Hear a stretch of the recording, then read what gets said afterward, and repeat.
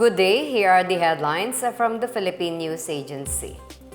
The government is introducing several initiatives to improve and ease traffic situation in Metro Manila. In particular, President Ferdinand R. Marcos Jr. is eyeing the expansion and extension of the EDSA bus carousel and promoting active modes of transportation. In a video posted on Facebook on Sunday, President Marcos said that the latest transportation initiatives include the refurbishment of Pasig River ferry stations and the construction of bridges across the river. He said the government will also prioritize the establishment of active transportation facilities like safe walkways and secured bike lanes to promote healthier and more sustainable modes of travel. Marcos previously issued Executive Order Number 56, which regulates the use of protocol license plates, as well as Administrative Order Number 18, prohibiting government use of sirens, blinkers, and similar signaling devices. He said the government is also fast-tracking the construction of transportation infrastructure projects by extending construction hours and implementing round-the-clock emergency repairs. Earlier, the Department of Transportation and the Metropolitan Manila Development Authority said they are studying the viability of opening a motorcycle lane to solve the perennial traffic problem along EDSA. A DOTR study showed around 170,000 motorcycle users pass EDSA daily. Transportation Secretary Jaime Bautista said having a motorcycle lane in EDSA may also address the economic cost of traffic. Citing a 2017 study by the Japan International Cooperation Agency, Bautista said that the economic cost of traffic reaches 3.5 billion pesos a day in Metro Manila. The same study shows that the economic losses from traffic have reached 4.9 billion pesos a day in 2022 and may reach 9 billion pesos a day by 2030. Malacañang has directed all government agencies and local government units to support the government's Enhanced Partnerships Against Hunger and Poverty Program, or EPAP. The Palace on Sunday issued Memorandum Circular Number 47 signed by Executive Secretary Lucas Bersamin on April 19. The EPAP is one of the banner programs of the Task Force on Zero Hunger, which links community-based organizations to prospective markets and provides credit assistance to support food production, processing, and distribution. The program aims to bolster government efforts towards attaining zero hunger, food and nutrition security, and sustainable agriculture.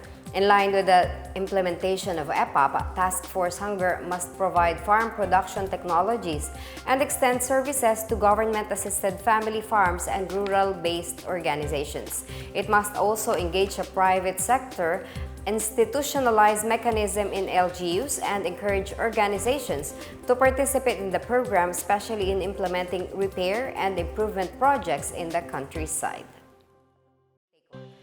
The Marcos administration is looking into transforming old buildings in Malacañang into tourism assets.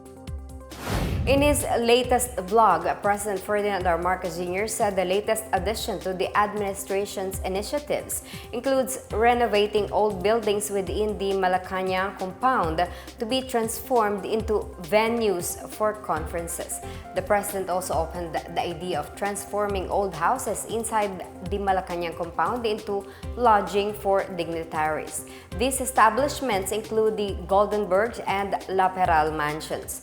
The president said that the project was done through the collaboration of the Office of the President, the Social Secretary, and the Office of First Lady Liza Araneta Marcos.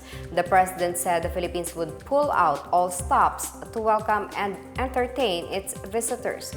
Marcos said making guests from other countries feel welcome improves and strengthens collaborations, agreements, and partnerships. Ang Filipino hospitality ay katangian na noong paman ng bawat Pilipino. Isabuhay pa natin ito at lalo pang paghusayan. Ito ang mahalagang sangkap sa ating biyahe tungo sa bagong Pilipinas. The Philippines thanked the Group of Seven or G7 for rejecting China's baseless and expansive claims in the South China Sea. In a statement, the Department of Foreign Affairs expressed its gratitude to the G7 for being one with its position against China's claims in the contested area. G7 also called out China over its dangerous maneuvers and the use of water cannons against Philippine vessels. On March 5, a China Coast Guard vessel backed by a Chinese militia ship water cannoned a Philippine supply vessel bound for Ayungin Shoal. This caused substantial damage on the Philippine ship, injuring Filipino crew members. On Friday, G7 issued a communique urging China to cease its illegal activities, particularly its use of Coast Guard and maritime militia in the South China Sea. The DFA welcomed G7's commitment in upholding the rule of law anchored on the 1982 United Nations Convention on the Law of the Sea or UNCLOS, and for pushing for sustainable and inclusive economic development in the Indo-Pacific. The DFA also expressed openness to cooperate with G7 to fulfill its economic initiatives for the region. G7 is composed of Canada, France, the United States, Germany, Italy, Japan, and the United Kingdom, representing the world's leading industrialized democracies. President Ferdinand R. Marcos Jr. has called on Filipinos to continue practicing Filipino hospitality and become the country's tourism ambassadors wherever they are towards the realization of a new Philippines. In his latest vlog, Marcos reflects on how foreign dignitaries would admire Filipinos for their genuine warmth and innate hospitality. This particular Filipino trait, famous around the world, has become one of the tourism brands that the Philippines can brag about. Pinaparangalan natin ang mga katangi-tangiang talent na lalo pang nagpapaganda ng ating bansa sa pamamagitan ng mga makabagong pamamaraan. Ang Filipino hospitality na ito ay likas sa bawat isa sa ating dahil sa tahanan nagmumula ang pagmaalaga ng mga Pilipino. The president also noted how other countries always welcomed him on his foreign trips with their best foot forward. Thus, he also wants to ensure that foreign dignitaries visiting the country will also experience the warm welcome by placing their flags along the streets where they will pass.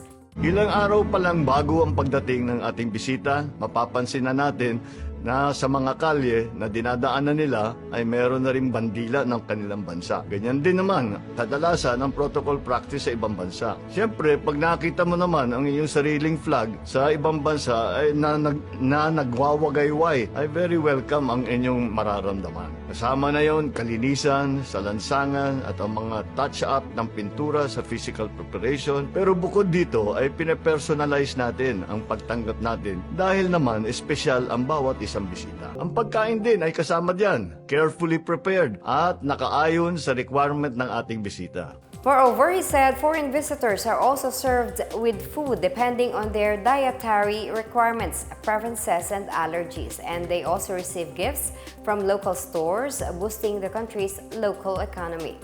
The president noted the importance of making the country's guests feel welcome, leading to a stronger collaboration between the Philippines and other countries. May mga binibigay din tayo ng mga regalo sa ating mga bisita. Ito ay mga local crafts natin na mula sa iba't ibang bahagi ng bansa dahil napakaganda naman yung gawang Pilipino.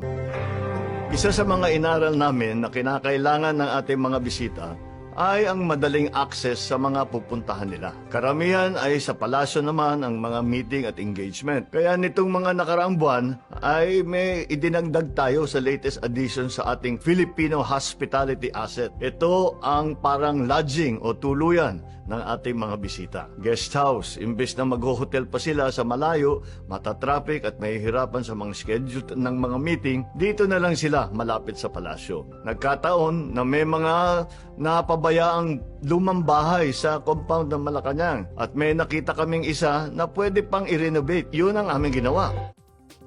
And that's the latest and the biggest stories on the Pna Headlines. For more news updates, please visit our website pna.gov.ph or our Facebook and X account, Philippine News Agency. The Pna Headlines is also streamed via the Servicio Facebook page. You may also watch the Pna Headlines through the Philippine News Agency's YouTube account, via the News and Information Bureau website nib.gov.ph under Pna News, or on the Facebook page of the Presidential Communications Office or PCO. I am Marita Muaje, and this is the Pna Headlines, bringing stories that unite the nation.